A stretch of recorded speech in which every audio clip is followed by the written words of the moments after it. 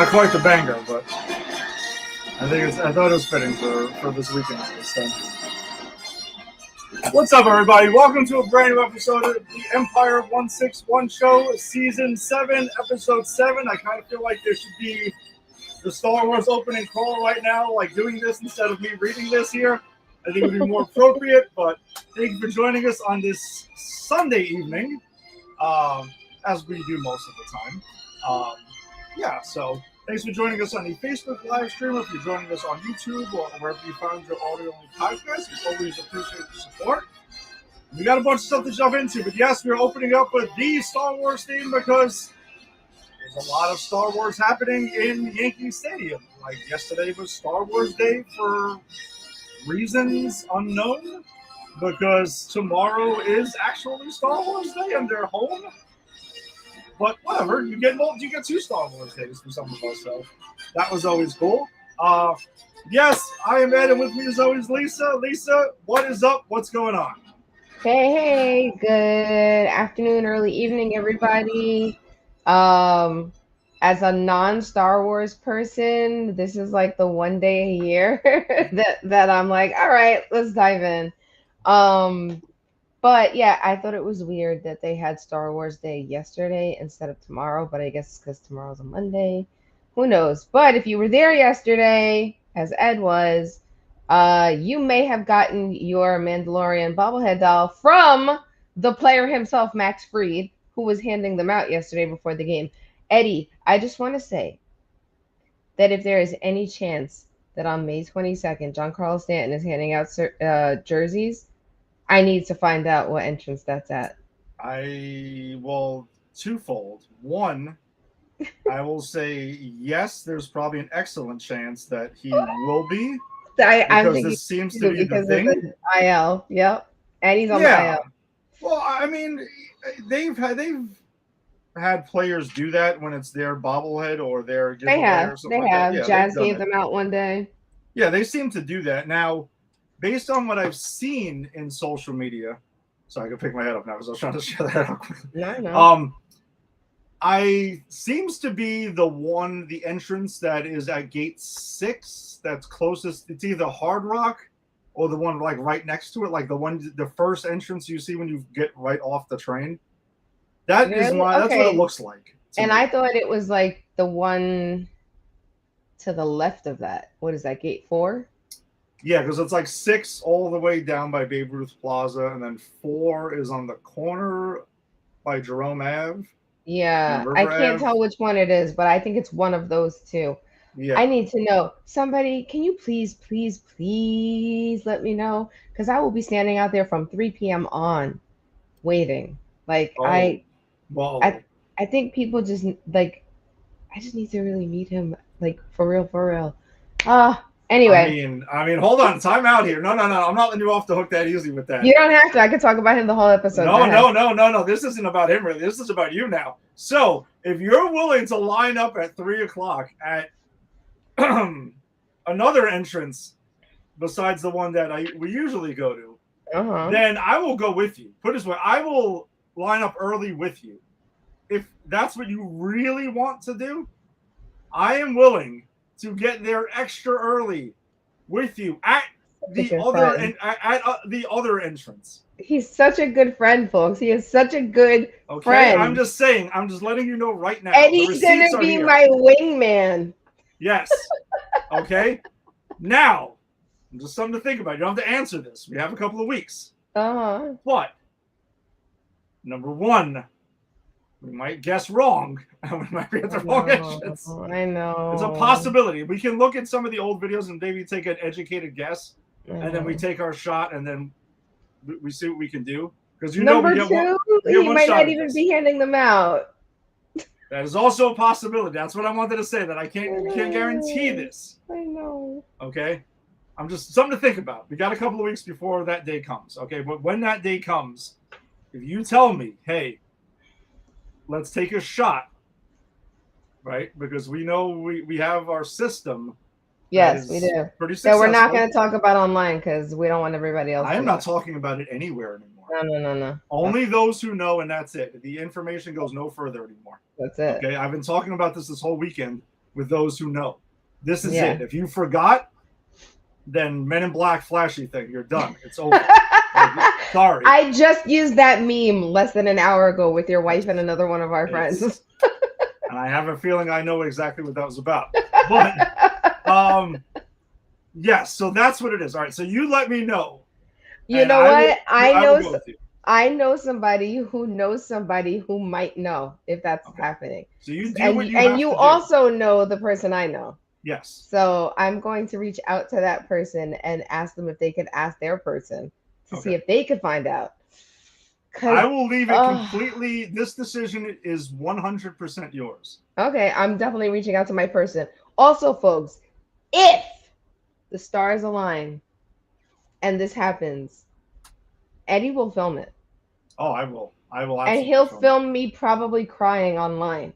Because that's what happened the time that Eddie couldn't go to the Yankees meet and greet and gave me his tickets. And I watched as my future husband walked up the steps from the Yankee dugout and walked slowly towards me in right field. And then I got a picture with him. But I literally cried for half of his walk up to right field. And my friend was like, "Are you crying?" And I said, "Oh my God, yes, I am." So ironically, years ago, when I met Bernie Williams, did you cry? No, I was with someone who did cry though. I was with two friends.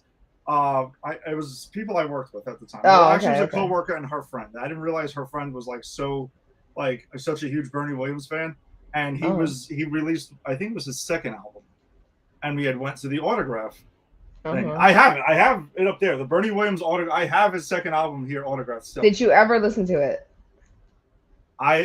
Yes, actually I did. I uploaded it onto, I think, iPod at the time, maybe. And I did listen to it a couple of times. I gotta be honest, it was actually pretty good, but not really my jam. But like it was. I wasn't decent. like, oh my God, it was decent. Yeah, it was cool for what it is. It's cool, just not my genre. But she cried, and I made a joke. Me and Bernie Williams actually had a laugh about it. I was like, oh my God, I didn't realize this was happening, and he was like, telling her like, he laughed when I said. And he was just like, he was nice about it. He was mad cool about it though. But me and him had a kind of like a quick laugh about it too. So he was like a super chill, like down to earth kind of guy. He could have maybe went back into Bernie World after that. I don't know, but he's one of my all-time favorite Yankees. He's always been. I know nobody else has ever made me cry like that. Like literally nobody. I've been fortunate enough to meet several famous people. A few of them that like there's only been two people that have gotten me starstruck, and he's the only one that made me cry. Method Man made me starstruck because I randomly ran into him when I was in Miami, and I just couldn't he called out to me and my friend because we went to the Jets Dolphins game, and after the game we were on Ocean Ave, and he was in Ocean Ave too, and he was walking by and he was like, "Yo, New York," and then we both looked and we went, "Oh my God, Method Man!" And I think those are the only words we said because we were just like, and he took a picture with us, and then he promptly left because we yelled his name out like idiots. But we were just so surprised. Like he caught us off guard. That would have been anyway. A good one. For me personally, he was super nice, but then he was like, "I gotta go." yeah, I get it. Me and Jerry coming back from one of our baseball trips in LAX. We ran into LL Cool J years ago on the plane. Nice. He was real cool too, and I have the picture somewhere. I don't know where the hell it is, but I met him very briefly when I used to work at Roosevelt Field Mall because his wife had opened a kiosk there. Okay. Like one of those like island kiosks, and he came with like tons of balloons for like her opening day. It was really sweet, and he just was saying hi to people. Look at him.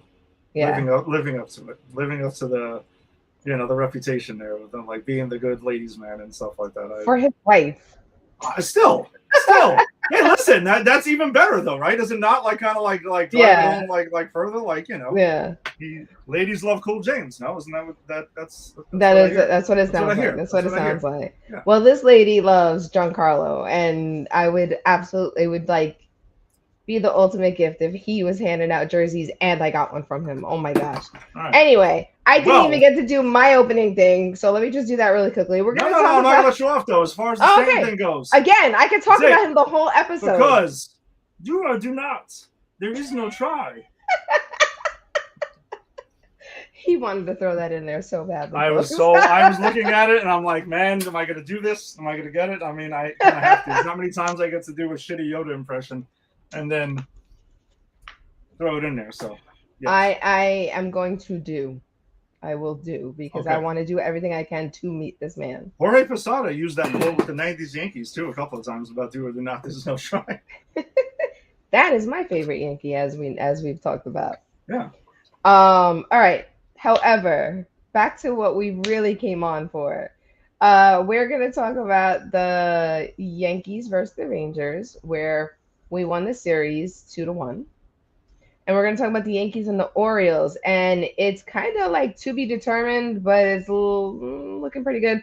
We're up 3-0 on the series, but we do have one more game tomorrow night. Also, I would like to briefly touch base with you because we texted about it, about Aaron Judge's facial hair.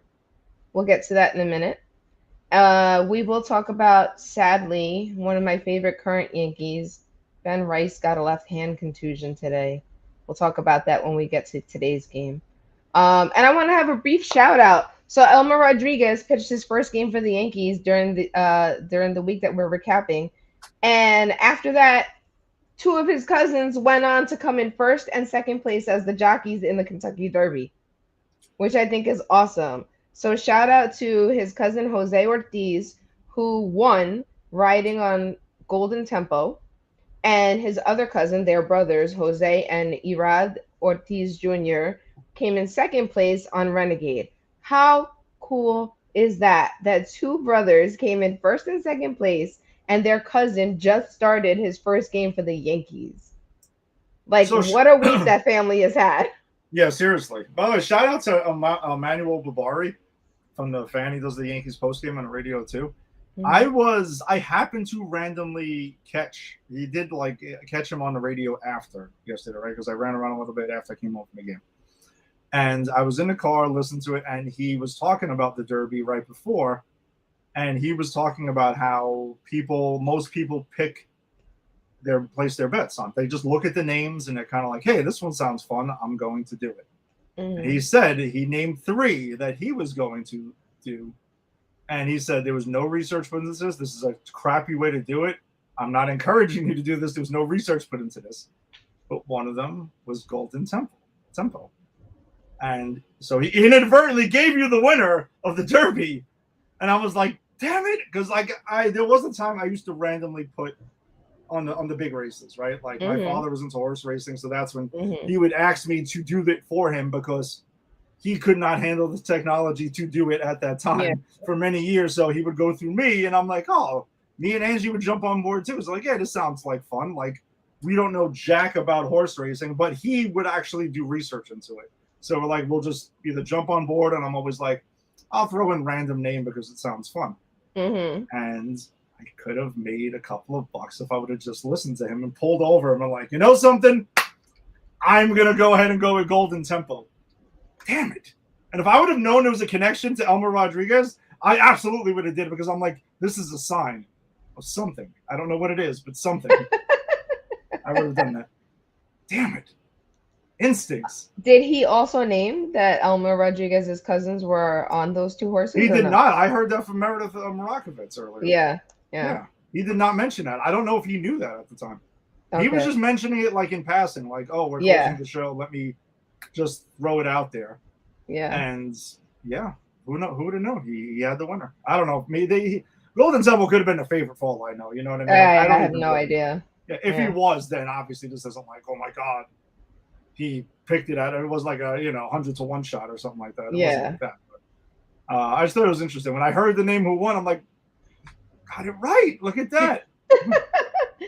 It happens every now and then. It does. And then one other thing, we all need to know, you went to the game yesterday and they had a few things for Star Wars weekend, and you, as a responsible podcaster, sent your co-host a picture of what you ate. Yes. And you had the Grogu dirt pudding sundae. So to remind everybody, And by the way, this has Ed, when he sent me what was in it, I said, Ed, that's all you, man. That is all you. So Eddie has named on here how big of a fan he is of chocolate ice cream. Not only is it chocolate soft serve, but it's Mr. Softy, which Ed is also a huge fan of. Yes. So you have Mr. Softy, soft chocolate ice cream, and then chocolate mousse, Yes. Oreo cookie crumbs, Yes. whipped cream, gummy frogs, because why not? They were good. They were good. I'm not like yeah. And a blue macaroon. Which Angie connived me of giving her 3/4 of. I took a bite. I figured she would. She's like, "Oh, you don't like macaroons?" I'm like, "You don't know that." So, how many times have we ever talked about macaroons? Probably never. That's well, I happen to know that your wife can make them. No, she She's can. made them for events, and I've tasted the macaroons that she makes. She's Eddie's wife is an excellent baker, and she bakes for many. She makes amazing cakes and cookies and cake pops, and she's for hire. In case anybody wants to know, you can Sunday fun day. Purchase her wares. They're delicious. So yeah, you had mentioned the Star Wars Day, which, well, I guess we'll talk about that because we'll tie it into the food thing before we get into the recap. So yesterday being the Star Wars Day, again, don't know why it wasn't really Monday, but I guess maybe they figured Saturdays, I don't know, whatever. All right, maybe it was easier to get the kids tie into this. So yes, I'm also a big Star Wars fan. As you can see, I got my Vader Yankees hat on here. A classic from over a decade ago, because a couple of people asked me yesterday, where the hell did you get that thing? I'm like, here, but a very long time ago. And I've never seen it outside of it. I did see one other person with it.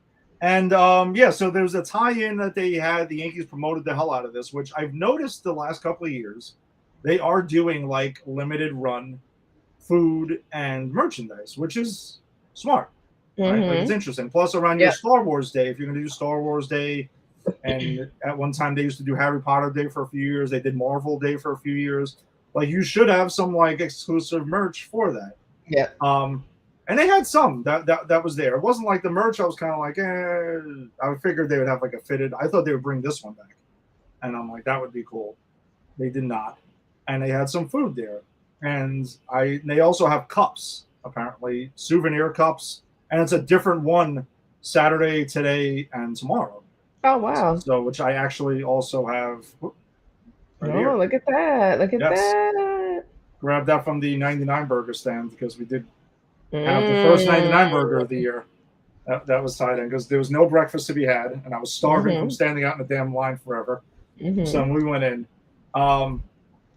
we got that. So yeah, there was some merch. There was a homage shirt, which was okay. They already have it on the site, not a big deal. There was another shirt that with Mandalorian and Grogu. Okay. The really cool thing they got, and I'm not saying I'm not going to try to get it tomorrow, but I had it in my hand and I passed on it yesterday because the lines were out of control. They had the mini bats, which I've always loved the mini like wooden bat, but it was a lightsaber. Oh, and it glowed in the dark. I'm like, that's cute. This is pretty awesome. I have to admit it. What am I going to do with this thing? Who knows? You collect.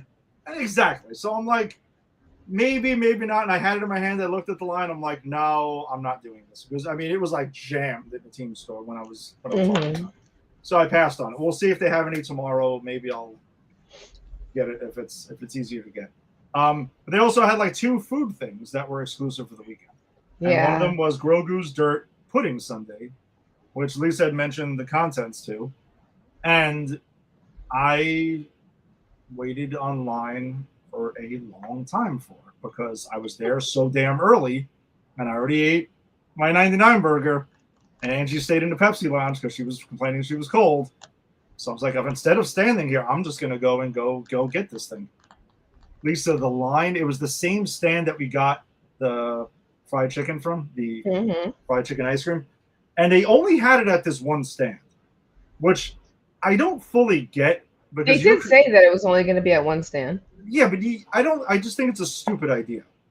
Like, I don't think you should. because number one, like, you're putting this on your day with the bobblehead. You're putting this on your Star Wars day. Like, you know there's going to be a massive line for this, and it takes a minute for them to make this thing. Mm-hmm. That's what I'm saying. I'm just thinking logistically here, right? Like, I always kind of just, my brain seems to go to, like, the logistics of it. I think you should have had a couple, maybe one on each level.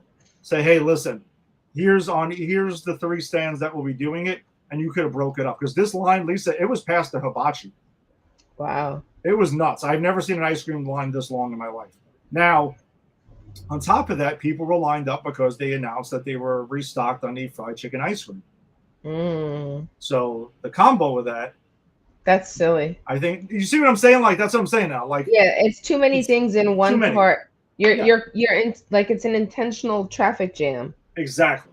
Yeah. And ironically, because if you were with me yesterday, you would have been in and out, because they split it into 2 stations, and the other side had the blue milkshake, which is the other Star Wars thing. That's what I wanted. Lisa, nobody knew it was a line because there was barely a line for that thing. Oh, I think everyone was going to one. See what I'm saying? Yeah. Like you said, it was almost like this intentional thing. And I was like, should I jump off this line and go get the damn blue milkshake today and then, like, come back and get this on Monday? Mm-hmm. And I looked at the clock and I'm like, it actually was moving okay. But watching them make it, this thing takes a minute to make. And they also had to reload because it was the chocolate ice cream moment. Right. So I just think it was logistically, it was kind of, silly, but whatever. I did get it on time and stuff like that. And I will tell you right now, like Lisa mentioned, this is right up my alley because I love chocolate. This, as much as I adored the banana cream nachos and as much as I adored the apple pie, and this isn't a knock on any of that, I would choose this 10 out of 10 times over it because it's chocolate. Yeah. And it was good, though. It was really good. Angie had, like, a little bit of it because she was dragging ass a little bit on getting upstairs to meet me because we had to, like, converge because she was trying to stay warm as long as she could. But it was really good. But you have to be, like, a chocolate on chocolate fan, which I am all about. Like, stack it. It's fine. But in the gummy, the green gummies were good, too. Like, I had one with a scoop of that to make sure you got the mixture and stuff and, like, the crossover flavor, which I try to do with these things. And it was delicious. It was awesome. I shared your picture with you. Like, they didn't cheap out on it and stuff. Mm-hmm. But yeah, it just took a minute for them to make it. And I get it. Like, when you look at all the stuff that's got to go in. Yeah, it's a lot. That was there. And during the line, though, which was clutch, somebody announced that they had sold out on the chicken bucket ice cream. And yep. Whoop, and I was like, did you guys hear? They sold out on the chicken bucket ice cream. Whoop. I did yell that out, and there were people who left.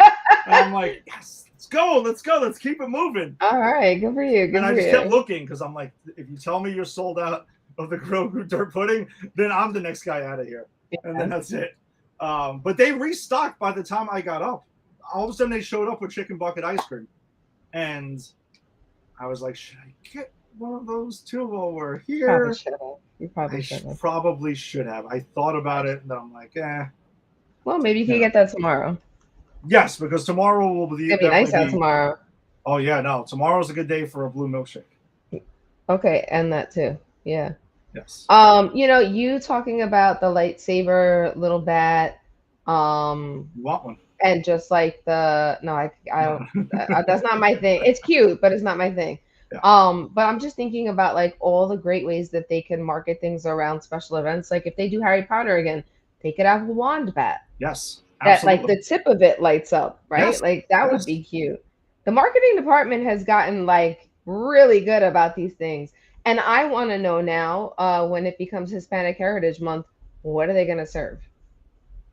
Because there are, like, you could literally, for the entire month between September 15th and October 15th, you could literally pick a different country and just have something from each country.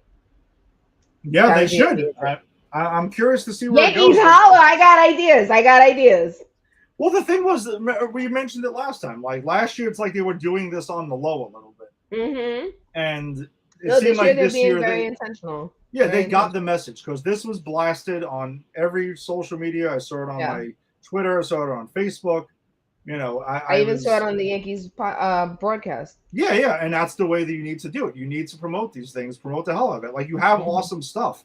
You're trying to make more money, revenue. So tell people about it. Don't keep it a secret, and people will line up. And everyone knew about it because even Yeah. I was trying to get Tim a cup because I mentioned to him, and Lisa, I couldn't get a cup. Like everyone was leaving because some of the stands had the regular cups and no one gave a shit.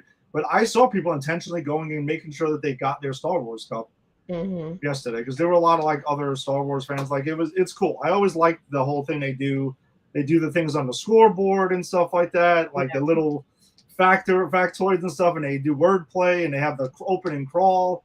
Yeah, we went to a Star Wars day together years ago. Like remember, Yes. like you and Chris and stuff, we took the picture with like R2D2 and everything. Yeah, Like, I've been to two of them. yeah, they're a lot of fun. And yeah, I mean, as someone who's also a Star Wars fan, like it's a lot of fun. I get a kick out of what they do for it and stuff. And Yeah. And yeah, you never know, you might see like R2D2 just strolling along yeah, who on the knows? concourse. Like, Yeah.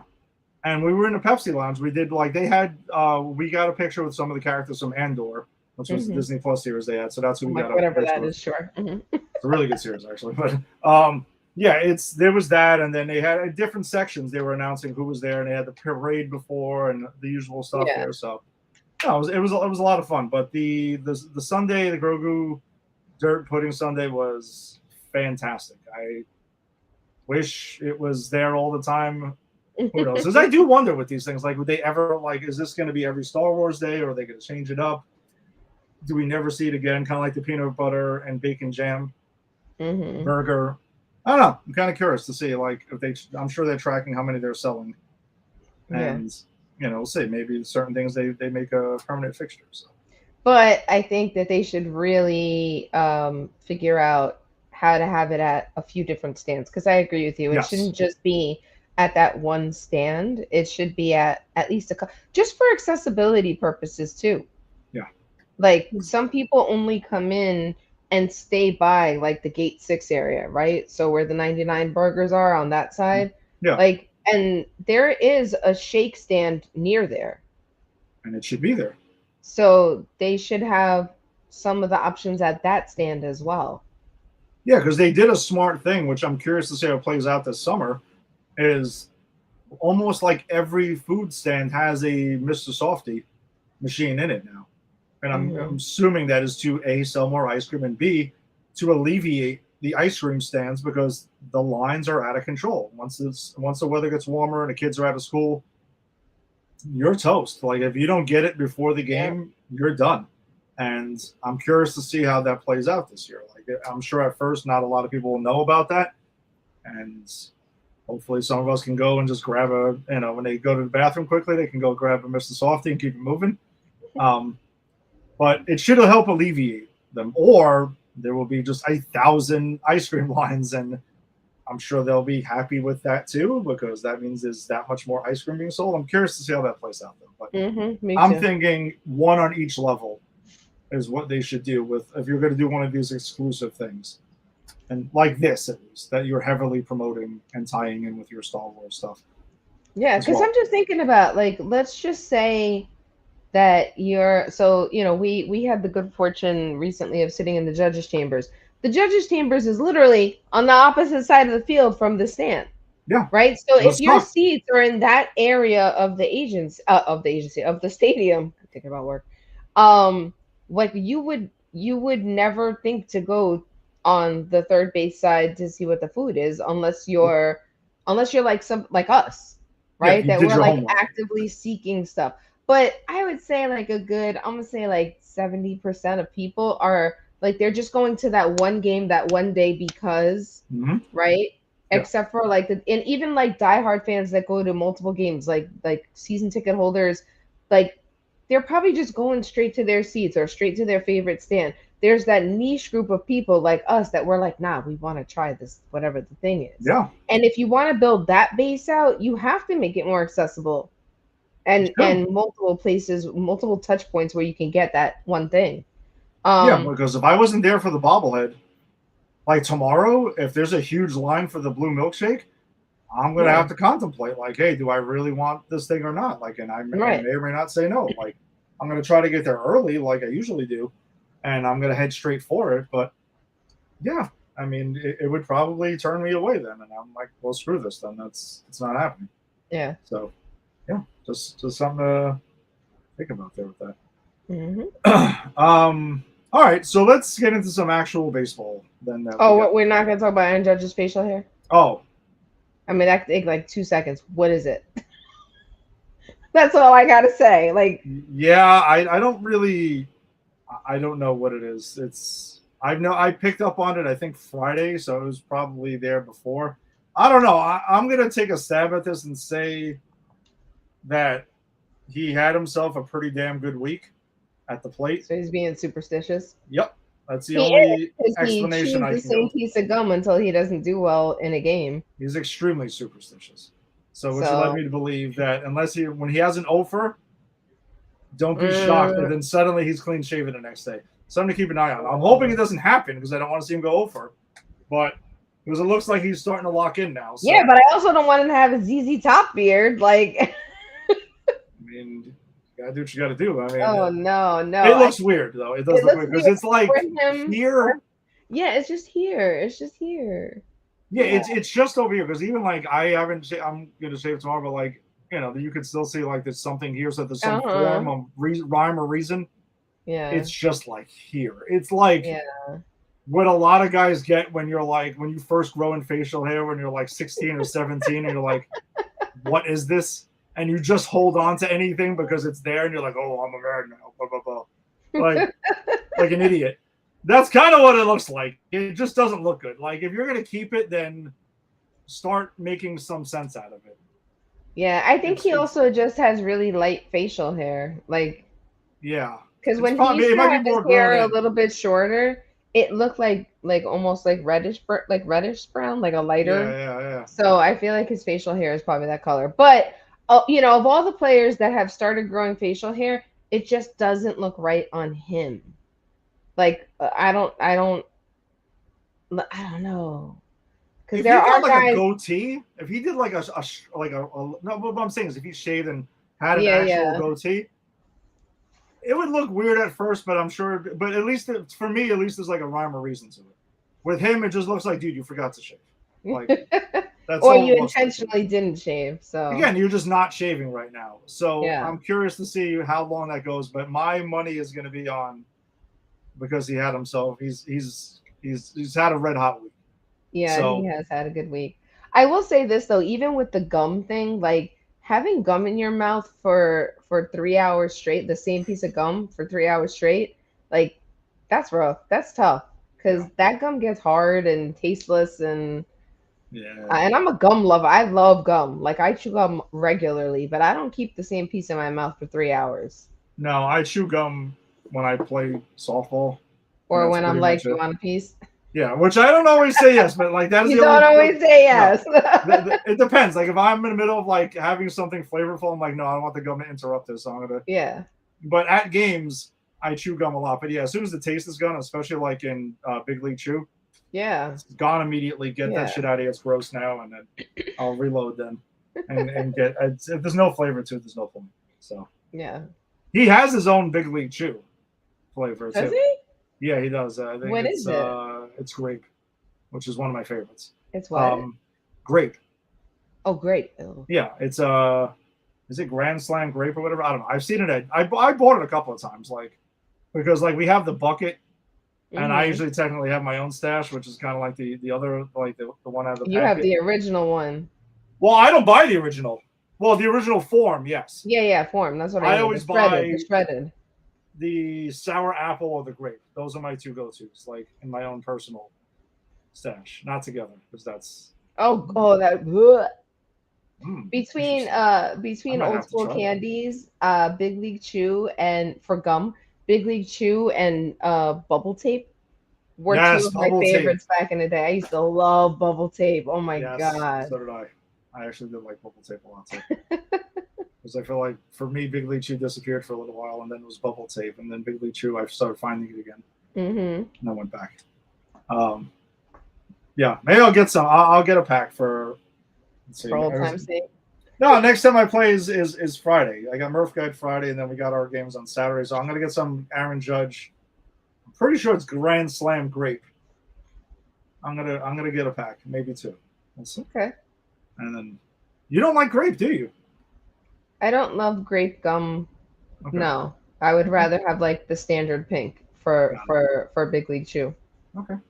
I'm not saying the flavor still doesn't last very long, but no, but if you have some, I will ask. Okay, fair enough.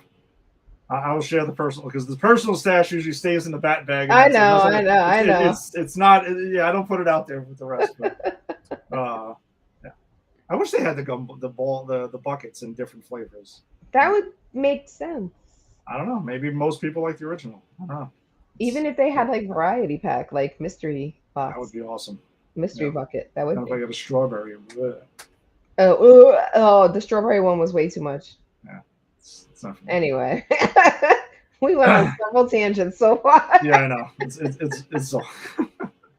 All right, well, let's talk about something baseball then, shall we? So the Yanks went ahead and ended their very long road trip in Texas way back last Monday night and took the opener by a final of 4-2. Max Fried picked up the win. His record at the time was 4-1. He went 6 innings, 4 hits, no earned runs, 2 walks, and 5 Ks. David Bednar picked up his 8th save of the season. The mentioned Aaron Judge in his hot week, 3 for 3 with his 11th homer of the year, which obviously gets an RBI and a run scored. Ben Rice, 1 for 4 with his 10th homer of the year, 2 RBIs, the run scored, and a walk. And Jazz, 1 for 4 with his 3rd homer of the year, obviously getting the RBI and run scored as well. So Yanks kept on after taking care of Boston in last weekend's series and kept them moving here. So I see the Yanks going ahead and moving on there. You got anything further on the Monday night game? I do, and this is a theme that continues throughout the week. But with Ben Rice and Aaron Judge both hitting home runs, and I think I even mentioned this last week on our podcast, they are the second Yankees teammates with 10-plus home runs each in the club's first 29 games. Yogi Berra and Mickey Mantle did it in 1956. Also, I wanted to comment because as I was prepping for today, I do the pitching probables. Why did they play the Rangers in Texas last week and then this week they're playing them at home? Like, that just sounds so... Remember how we learned that there's just this couple that does the schedule for all the MLB teams? Yes. I think they're getting tired. I think they need help. Well, I think it's just, I think with the balanced schedule, it has thrown in a lot of wrinkles, and that's why we've seen these kind of like weird schedules since they went to a balanced schedule, because they have to do things that are completely out of the ordinary, which we were so accustomed to over the years. Because, you do have to travel and factor in travel, and again, all the other teams every single year now, and Yankees don't see the Red Sox 3 times in Fenway every year. Like they kind of had to alter it. Now it's resulting in some of these wacky things. Also, like when the Yankees open up at home against like the Marlins or like the Giants. Well, I don't mind the Giants as much because Yankees-Giants. Yeah, there is a history there, which is, so for me, it's kind of cool, but it's also just weird because I think you should like maybe start against the AL East. In September, it should be heavy division schedule. Well, remember last year, their last, if I'm not mistaken, their last games against the Red Sox were like early August. Yeah, that shouldn't happen. And the broadcasters were like, yeah, this is the last time we're going to see the Red Sox unless they both make it to the playoffs.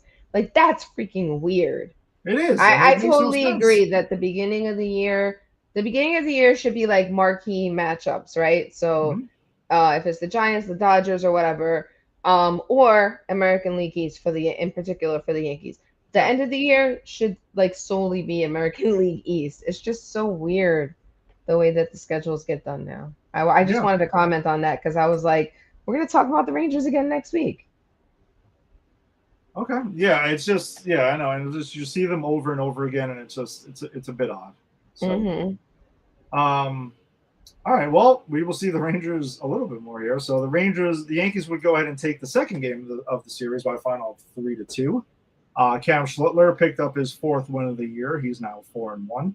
He went 6 innings, 3 hits, no earned runs, 2 walks, and 8 strikeouts. So another dominant performance by Killicam.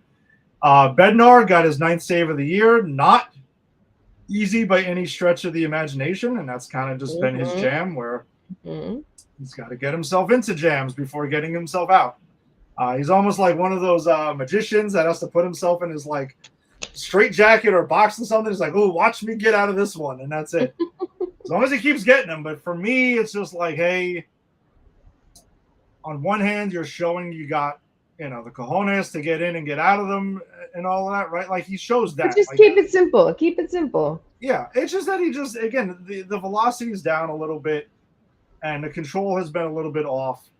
I don't know if this ties into, like, because there was at one point, a lot of guys who played in the WBC were kind of off to slow starts. So you just wonder if maybe the usual ramp up wasn't there, because they were like, hey, you're in playoff games now. Here you go right away. So it's no excuse. Like, whatever. It is what it is. Because he, in the WBC, he was another magician man, again, in a lot of that. And he always got out of it. So it is his jam. But it would be nice. I do like the old Mariano Rivera days where it's just like, I can kick back my feet and just yawn and like, all right, let's go. Cutter. All right, let's go. Play Frank and let's just keep it moving. Aaron Judge, 2 for 4 with his 12th homer of the year, 2 runs scored and an RBI. Austin Wells, 2 for 3 with his 3rd homer of the year, with obviously the RBI and run scored. So we got a little Dominican Wells here, because I'm going to keep going with that. I'm willing it to be more consistent because I just need it to happen. But yeah, in the good city Yanks go ahead and take in another series win in the second game of the series. So, you got anything further? I do. I have 3 things for this game. So when Aaron Judge hit his 12th home run in the top of the 9th, that he had homered in 3 straight games for the first time since last year, from June 8th through June 12th. And I always try to mention facts about the other team if it's applicable. So when Josh Young, I think is how you say his last name. Yeah. Right? It's Young, not Young. Young. When Josh Young had an RBI single in the bottom of the 9th, excuse me, he extended his hitting streak to 8 games, the longest by a Ranger in this season. So he's having a solid year for himself. And then Jose Caballero stole a base during the game, and that was his American League leading 12th stolen base of the year. Yeah, Cabby, we'll get more to. I'm sure Cabby will be tied into a conversation we'll have a little while, because he's heavily involved in it. But yeah, listen, it's a huge part of his game. I mean, if I had to put money on it, I'd say he's probably going to lead the American League in steals as long as he stays healthy. And stays in the games. Well, yeah, I mean, one way or the other. In some capacity. Yeah, one way or the other. I think he's earned the right where he's going to stay in one way or the other for the majority of this stuff. Yep. All right, and then Wednesday afternoon, which was the matinee, the Yanks unfortunately got shut down by old friend Nathan Eovaldi by a final 3-0. But the big story in this game was the major league debut of Elmer Rodriguez, who was the Yankees' number 3 prospect. Currently, he took the loss, record 0-1. He only lasted 4 innings, 4 hits, 2 earned runs, 4 walks, and 3 Ks. Ben Rice was the only offensive player to speak of, as he was 3 for 4 with 3 singles, but nothing else. So, Elmer Rodriguez, who's got nasty stuff, his slider's pretty filthy. He's known for having impeccable control. Really didn't have it. Like, major league debut, you can understand the nerves. The nerves were there, and I'm excited to see him, because he's going to get another turn through the rotation this week, and after that has kind of been like up in the air at the moment. But I did like what I saw from the kid. Like, he got into some jams early. He worked himself out of them for the most part. Because they still only, again, he gave up 2 runs, so it's not like he got completely shelled. It was just a lot of walks mixed in there. So very curious to see how he reacts this week. At home, and which might even be more nerves. It could be. I'm curious to see though. That's what I'm saying. Like, does the home nerves affect him? Now he's actually in the pinstripes. He's facing the same team again, which is usually not good for the pitcher. It's No. usually advantage offense then because now they've seen what you got. But it'd be curious to see how he adapts and maybe he mixes it up more and stuff like that. And they, come at them with a completely different game plan. So that'll be something to keep an eye on Yeah. this week. But yeah, the Yanks don't get the sweep there, but do still take the series. Did you happen to see I love watching the videos where they tell players that they're going up to the big leagues. Did you see Yeah, it? yeah, I did. So cute. Those It's are so always cute. awesome. I'm glad baseball's doing that. I know I love seeing those so much. But yeah, I'm curious to see though how this shakes out because the rotation thing has been interesting. It's also interesting to see that because we talked about it last week that Luis Gil got sent down, Mm-hmm. and at that time we didn't know Elmer Rodriguez was getting a start, but just the way the Yankees are moving with the rosters this year seems to be with a greater level of urgency and a little different. And we'll talk about what is a little different a little bit later on after the recap, but it's encouraging to see. I don't know how the difference in the operation now, I would say, so far this year. Mm-hmm. So the Yanks would go then after an off day on Thursday and come back and welcome the Orioles in as a Friday night and would bounce right back, taking down the Orioles by a final 7-2. Will Warren continued his strong start to the season. His record's now 4-0, lasted 6 1/3, 3 hits, 1 earned run, 1 walk, 9 strikeouts. He was nasty, selling the night. Ben Rice, 2 for 5 with his 11th homer of the year, driving in 3 with a run scored. Aaron Judge, 2 for 3 with an RBI, 2 runs scored, and 2 walks. Jose Caballero, 1 for 4 with his 4th homer of the year, which was interesting because that was the night that we heard that Anthony Volpe would be staying the weekend in Somerset. I mean, and that he knew because there was speculation he was going to get called up on Friday when they said he's going to stay down a little longer. As we mentioned last week, how Cabby's been on fire since it was announced that Anthony Volpe started off his rehab thing. I don't think it's a coincidence. So, and Cody Bellinger, 2 for 4 with a walk, a double, and an RBI. So nice way to kick off the homestand with a 7-2 win. So you got anything further on the Friday night game? I do. When Ahmed Rosario hit his RBI single, scoring Aaron Judge in the bottom of the 7th, that gave Aaron Judge his 900th run, and it tied him with my favorite, as we mentioned earlier, Jorge Posada, for 19th all-time in Yankees franchise history. 900th run. Yes. It's And a lot of home runs. And, with health hopefully on his side, he's got several years. So he's probably going to get in the top 5. I mean, I don't know where it stands. Let me not say that. At least top 10 for sure. By the end of this career. Yeah, I would probably say, and without looking at the numbers, I would say. Yeah, I'm not looking at the numbers at all. Yeah, so. The thing with Judge is just, it's incredible what we're seeing with him. He's an all-time great Yankee, regardless of whatever the numbers shake out to. It's just because he got a later start than a lot of guys. I mean, there's a good chance he's gonna hit over 500 home runs, and again, considering the late start, I'm always gonna imagine with him what would have happened if he would have, went right into the minors and got called up earlier. But the question is, does he become the same guy or not? Something we'll never know. You know what I mean? Right. Maybe he needed that seasoning, the extra seasoning to become this guy. So, all right. So you had mentioned yesterday being Star Wars Day at Yankee Stadium. The Yankees used the force to take this one by a final of 9-4. Ryan Weathers did pick up his second win of the year. His record's now 2-2. Only 5 innings though, because he got into trouble later on in the 6th. 3 hits, 1 earned run, 2 walks, and 5 Ks. But the story of this game was Cody Bellinger. 4 for 4, 2 home runs, 2 porch jobs, because that's what they were. It is what it is, but who cares? The other team plays in the same field. That gave him 5 home runs of the year, 4 RBIs, a double, and 3 runs scored. And I know he had 11 total bases on the day.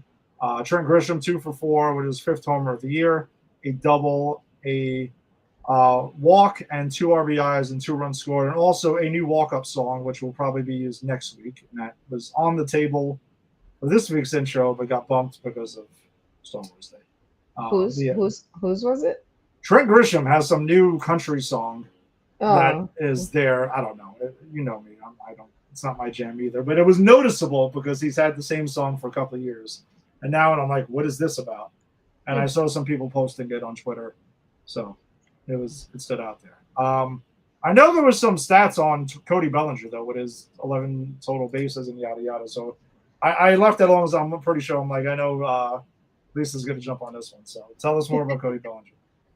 Well, before I get to him, I just have two other things. So Pete Alonso's solo home run it had an exit velocity of 114.6 miles per hour, which for us we take for granted because we have Judge and Stanton when he's healthy hitting that regularly.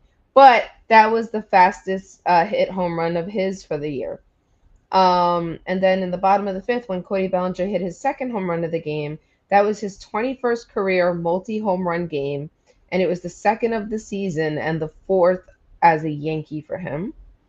And as per one of our favorites, Katie Sharp on X, Bellinger is one of 4 Yankees with at least 4 hits, 4 RBIs, and a steal in a game over the last 35 seasons. I'm sure you know who the other 3 were.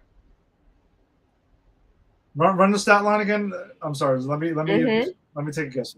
He's one of 4 Yankees with at least 4 hits, 4 RBIs, and at least 1 steal in a game over the last 35 seasons. 35 seasons seems like a lot. Yeah. Well, I was 11, so. Derek Jeter? Yep. A-Rod? Mm-hmm.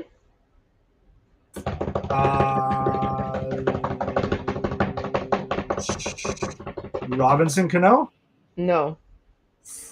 Think of Bernie Williams? Think of a base stealer. Oh, Brett Gardner? Nope. Oh. Alfonso Soriano? Nope. Whoa. Outfielder. Not Bernie Williams. Not Alfonso Soriano. Paul O'Neill? No, I don't think. No, he had 20 steals in his last season. He had 20 steals. That's why I was like, maybe you try to get that in there. No, not the biggest base stealer there.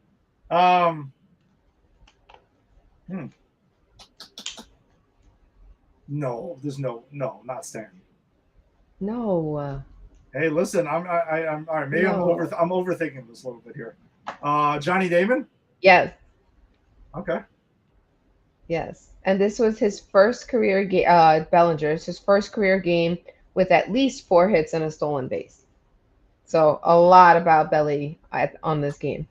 Yeah, it's good to see him heating up because he was off to a pretty slow start. Now, like he's starting to, and the offense in general is starting to like. And his defense too. He made some crazy catches today. Yeah. Yesterday, one of them. Whatever. I'll hold off on it until today. Yeah, Aaron Judge did too. Yeah, he had I think it was like the 3rd or 4th inning. He put on like a complete show. Mm-hmm. All right. Oh, and by the way, speaking of stats, yesterday was Sarah Lang's birthday. It was the other statistician. Yeah. So that's always cool. Like, happy birthday to Sarah Langs if that ever gets to her and like that. She's awesome at what she does as well. Yeah. All right, but the Yanks would clinch the series earlier today by a final of 11-3. Max Fried took a no decision though, 5 1/3, 6 hits, 3 earned runs, 3 walks, and 6 Ks. He did. He did not clearly have his A. It looked like early on he had his A stuff, and I think it was like the 3rd or 4th when he kind of completely lost. And he kept on looking at his hand and stuff. I'm like, let's tell me he's got a blister or something like that. Like it's a legitimate pitcher baseball injury, but it just annoys me because it sounds ridiculous, but to get a feel on a pitch with the seams and everything like that, I understand why it is a bad injury for a pitcher. I actually have a hypothesis, but we'll get to it in a little bit.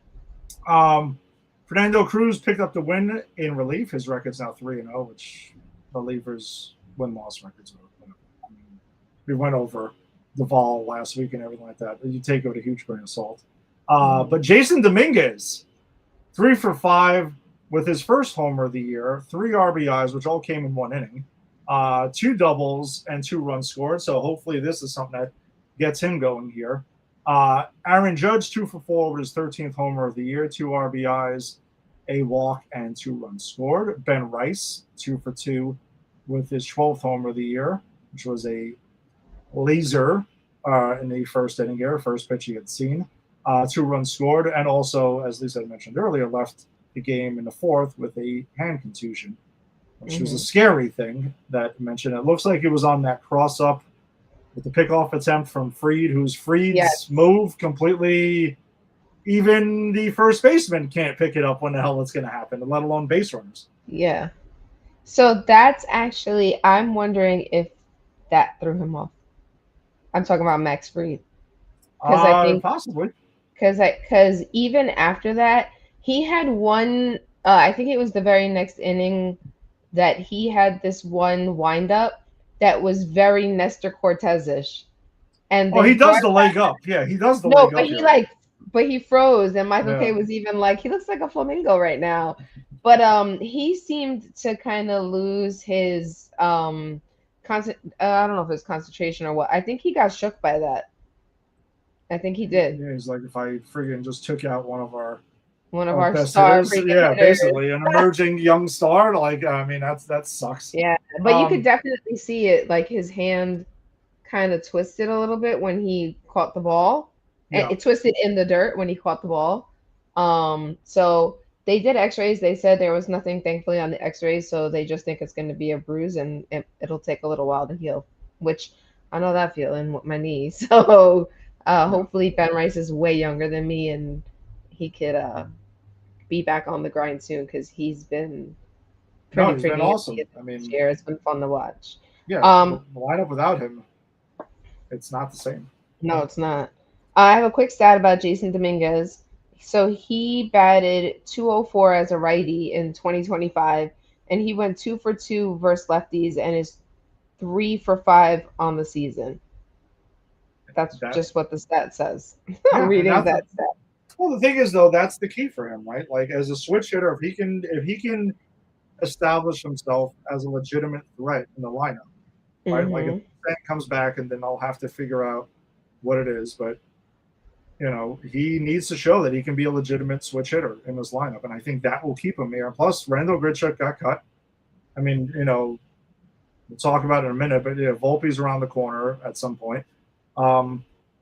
And we'll see, but I think it's there. McKay had said it earlier, and it's true. Like the Yankees have good problems to have, but yet they are problems. So like you do need to figure it out what's what, and these things tend to work themselves out. But until then, you got some tough decisions to make. Then, which kind of leads us though into it. So. Yeah, I didn't get a chance to check because obviously, whoopsie, wrong one. Sorry there, producer Pat. So Anthony Volpe's rehab assignment ended officially today, and the Yanks have to make a decision on exactly what the hell they're going to do with him. And we had mentioned Jack Curry believes that they're not recalling him. Like he will probably stay in AAA and continue playing. I mean, they put up his numbers. They weren't exactly off the charts. Like, it's not like he was tearing it up like since then. So, the Yankees do need to figure it out. And I was trying to check to see if there was an official word on what they're going to do because they do need to make a decision today. Let's see.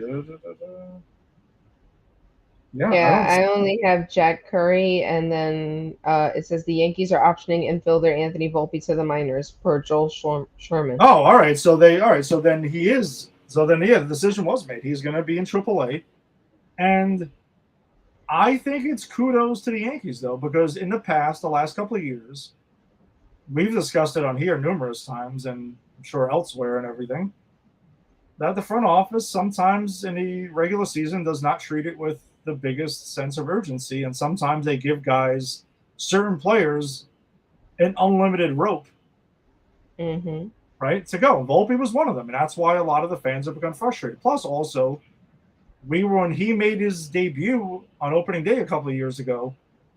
I mean, shit, it was 4 years ago now. We thought we were getting the new Yankees superstar, shortstop, all the other stuff, and he's never fully lived up to it. And he didn't really play AAA, and they kind of rushed him up. They thought he was ready, and the questions are like, maybe they did him a disservice. Maybe he wasn't ready.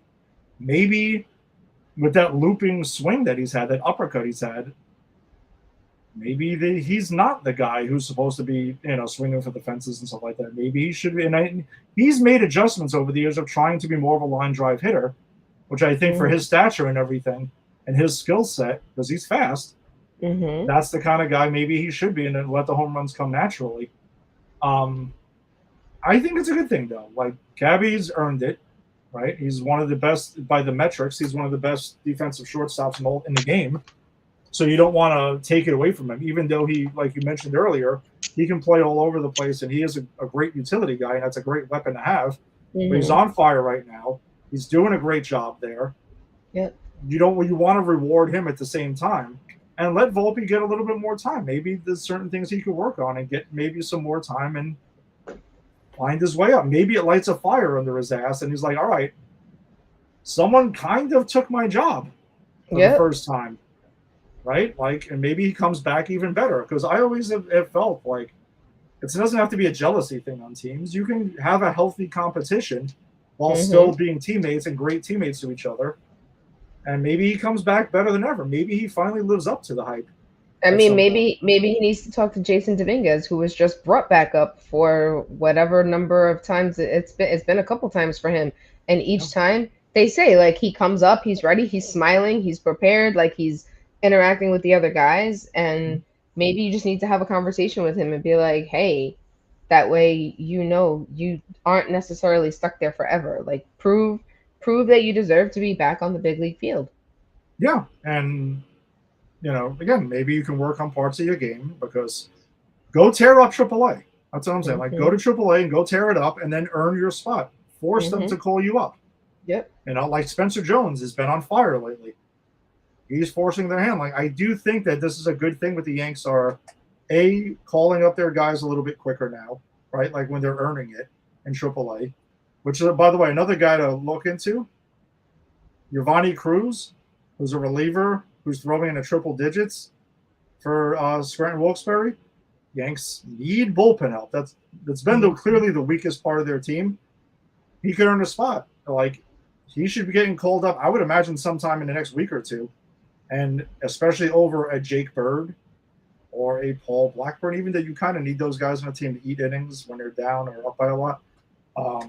But I just feel like they've been acting with more of a sense of urgency and not worrying about certain things anymore.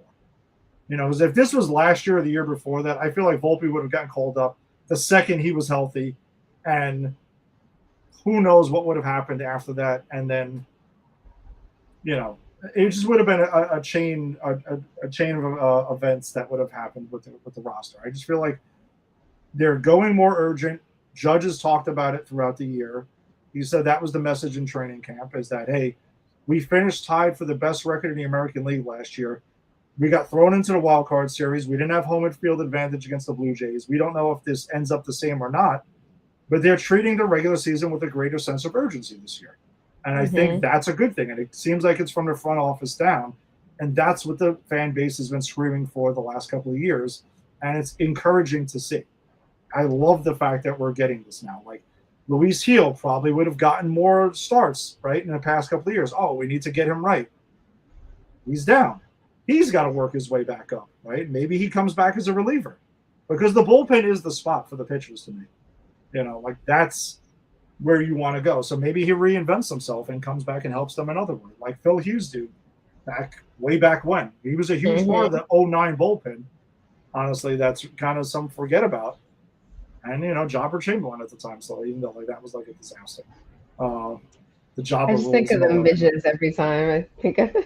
I still stand by the fact that they zapped him of his powers like the Monstars. They just like bit into it because he was never the same after that. No, he wasn't. But yeah, it's cool. And then we'll see what Elmer Rodriguez, like if he has a great start, we'll see what happens. I Because hope they've so. said 2 starts. And the thing, even with Boone in the post game, he's not committal to any of this. In the past, he would have laid all the plans out. Yeah. Now he's like, we'll see. We'll see. We'll see. That's, to me, that's the right way to go about it. Like, don't put yourself in a corner because now you kind of got to do it. Mm-hmm. Leave it open. Hey, whoever earns it, let's go. Healthy competition. Like, let's go with that. I think that's what's driving the group, and that's what's like got them in such a great place so far. Mm-hmm. They definitely talked about the healthy competition between Ben Rice and Aaron Judge. Yeah. And they're hoping, Michael K mentioned today, like they're hoping it's like Mantle and Maris. Oh, that would be unbelievable. Like they go ahead and they both bang over 50 homers or something like that. Yeah. That'd be phenomenal. Sorry. So, yeah, it'll be interesting to see. But yeah, now that the word is official, kudos to the Yankees for doing that. You know, because Volpe was looked at as the golden boy, like Cashman's golden boy, and all of that. And now they're treating him like you got to earn it, buddy. You got to earn your way back. So, some curious to see how that goes. Do you think that speaks anything towards like feelings around Brian Cashman and his time as the GM? No, I don't think I will say I think Brian Cashman has this job as long as he wants it. I think Hal Steinbrenner trusts him. They have a relationship. I didn't check to see what their age gap is, but in some ways they almost like grew up together. You would imagine. I would think, yeah. I would think it's pretty close. And he probably has that feeling that, hey, my father trusted this guy with everything to an extent because George, during the 2000s, took over the GM spot really after 0-1, and he called losing to the Diamondbacks an embarrassment, so I'm going to do it my way now. And that also led to a stretch of, not so good, right? It went back to, we're going to sign the big name every offseason, and we're not going to build the team the right way. So you don't really let Cashman do what he should be doing at that time. Plus, so I think Hal was like entrusted all the baseball stuff. Hal knows he's not a baseball guy. And that's what I'm saying. He trusts Cashman to do all of that. So you're saying, what's their age gap? 56 and 58. Hal's younger. Okay. By the way, so there's 2 things I did not know. One, his name is actually Harold, and his middle name is Zieg. Harold Zieg? Or Zieg. I don't know how to pronounce it. Zieg. Never seen that in my life. Harold Z. Steinbrenner. Interesting. And Brian Cashman is 58. Brian McGuire Cashman. Oh. Okay. Oh, he was born in Rockville Center. I didn't know that. I did not know that either. Check that out. So, yeah, I don't think it's about Cashman. I think it's more about like maybe you're acknowledging some of the flaws over the last couple of years. Like you should always be looking to get better at whatever you're doing, and maybe they're just like, hey, let's try it this way. And I probably know something. Judge obviously has a lot of influence in the organization now, and has had it since he signed his new deal and became captain. And we talked about it, like the uniforms thing and stuff like that, and everything like that. He probably went in there and was like, something, exactly what we're hearing. He probably told them this offseason, like, listen, guys, we need to treat this with a greater sense of urgency. Like, we shouldn't be like, that could have changed everything. They don't play the Red Sox in the wild card series. They have a bye, right, which served them well the year before when they went to the World Series.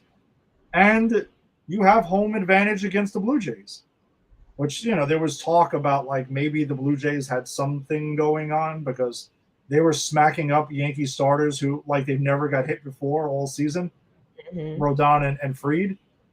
So if those games are in Yankee Stadium instead, maybe a different story. So I want to see them do it. And the big tell will be in June, because the annual June swoon that's happened most of the time during Boone's tenure, we'll see how it goes. Like maybe it doesn't happen this year. And that will be a huge thing. I think if the June swoon doesn't happen, then I think a lot of fans will really jump on board with like, hey, we're not just doing the same thing over again. Like Mhm. we can do this because right now to me they look like the clear cut. It's early. Right now they look like the Early. clear cut class of the American League. You know what I mean? Mhm. Like that's how it looks so far. Hopefully, long way to go, but it's to me it's theirs, and we'll see on the National League side how that goes. But we got a long way to go there. Mhm. But I just want to acknowledge though the Yankees seem like they're operating differently, and it's encouraging. And the Volpe situation is the key. Is the proof in the pudding about this. Yeah, I agree. I Yeah. agree with that. All right, so we got awards time, Lisa. Let's get to it. Mhm. I have a feeling I know how this is gonna go. At least this one, next one. Nope, I'm actually Whoa! gonna let you go first because I think we may have two different people based on how you were talking during the episode. Ah, I'm assuming who you picked, and it was not the same as me, unless you are gonna prove me wrong. So I you was go ahead and share your top of the heap first. all right. I was purposely tipping my hand as a I slight believe teaser, that but a bad I teaser. believe you were. It was a terrible teaser. It was foreshadowing. That's what I'll call it. Foreshadowing. Um, Which Aaron, is appropriate because of the yes, facial hair. exactly. 5 o'clock shadowing. Um, yeah, Aaron Judge. Despite the facial hair, for me it was Aaron Judge this week. Over the last 7 games, he's hitting 400 with a 516 on base percentage and a 960 slug. Those are more like the Aaron Judge numbers we've come to adore over the last some odd years. 4 homers, 6 RBIs, 5 walks, 8 Ks, 10 hits, and 9 runs scored. And yes, 2 spectacular plays in the field earlier today as well. Jumping catch against the fence, and also Mhm. throwing behind the runner to get the guy leaning, maybe taking a little bit of a big turn around first. Mhm. So, yeah, going with the captain this week. Who do you have? So I could have gone with him, but I feel like he's gonna get it multiple times throughout the year, and I feel like there were two other people that could have gotten it. So I'm gonna say mine, and I'm gonna say a special mention. So Okay. mine was our friend with the bruised thumb, Ben Rice, who was number 1A to Aaron Judge this week. So he had a 409 average. His OPS was 1.344, 3 home runs, 6 RBIs, 5 runs, 9 hits, 3 walks, a stolen base. His on base percentage was 480, slugging 864. And I'm going to say special shout out to Cody Bellinger because as you and I are seeing, he's heating up at just the right time. Yeah, Rice and Judge. Yeah, as One you and one mentioned A. earlier. Yeah, exactly. So Yeah. you can't go wrong with either one of those. Hmm. All right, so King of the Hill pitcher of the week. Do you want to go first with this one? Yeah, I'll go first only because when I was looking at it, I use a certain website. I think I use a slightly different website site than you. Mm-hmm. Um, and I kept playing with like the filters for the pictures, and none of them had like a clear cut person. So I was like, hmm. So I picked Paul Blackburn. Paul Blackburn. Interesting. Okay. Yeah, because this is what the stats said for him for the week. So a 0 ERA, 2 innings pitched, 0 hits, 1 walk, 2 strikeouts. His WHIP was a 0.50, and his average against is a 0. Sounds good to me, but I was like, Paul Blackburn? Like, do I really want to stick with this? But I went with what the numbers said. Okay. So there were several people, and I normally pick a starter, so I figured let me give the bullpen some love. So this was a tougher one, and I mean, Cam Schlittler again. He's I another know guy I we, didn't we want could to get pick him to. again. I didn't want to Yes. pick him again. Yeah. Will Warren also a excellent candidate as Yeah. well. But I went with David Bednar. Okay. Both relievers this week. Okay. So I will run by his last 7 outings. Record of 1-0, 1.29 ERA, 4 saves, 7 innings, 6 hits. So you got to make sure we reflect these 7 innings and 6 hits because there's not many Hmm. clean ones. A 1 walk though, and 8 strikeouts in those 7 innings, and a 1 WHIP. So David Bednar multiple saves this week. He's Hmm. my guy. Honorable mentions to Cam Schlittler and Will Warren. Absolutely. We haven't got. I haven't got. I don't think this is. I think this is the first time I went with a reliever all season. I think maybe you also. Mm, maybe. Maybe. I don't. I normally don't. And when I notice that I don't, I try to pick one. Okay. This part of it though, there's you don't. I mean, I figured we were the preview would just be tomorrow's finale against the Orioles. Or do you have the I Rangers? No, they. I looked at Yeah, I it didn't think so. before. I looked at it when the game was over. I looked at it right before we started, and I looked at it during Okay. our conversation, and they still don't have anything listed. So it's just tomorrow. Bang! So it was ready to go. It's ready to go. So their fourth and final game of the series with the Orioles is tomorrow, and it's going to be Shane Baz. He's a righty. He has a 1-2 record, 4.50 ERA, and 29 strikeouts on the season. And he will be up against Cam Schlittler. He's a righty, 4-1 record, 1.51 ERA. He's hurting him out there, and 49 strikeouts on the season so far. And that's it. The rest of them are our favorite to be determined. Yeah. So we're calling. They've been holding it close to the best all season, and usually don't release it until the end of the last game of the series. So I've noticed. Yeah, that's what I figured. This is where the preview is just going to be for tomorrow night because Yeah. it's one of those rare wraparound 4-game series around the weekend. You don't get like a couple of them a year. So over there. But listen, hopefully the Yanks go ahead and take care of that sweep of the series because another thing Judge and I know Stanton had mentioned too is a lot of times they're like, hey, 3 out of 4 is cool, 2 out of 3 is cool. But why not a sweep? Let's keep our foot on the gas all season long. So keep on with that theme. All right, so that does it for us then this week. Thanks for joining us as always. If you joined us on the Facebook live stream, be sure to check out our Facebook group, the Empire 161 Show, where we share lineups and highlights and all the other good stuff that doesn't make the show or sometimes doesn't make the show. So check us out there. Check out popculturepros.com on Facebook.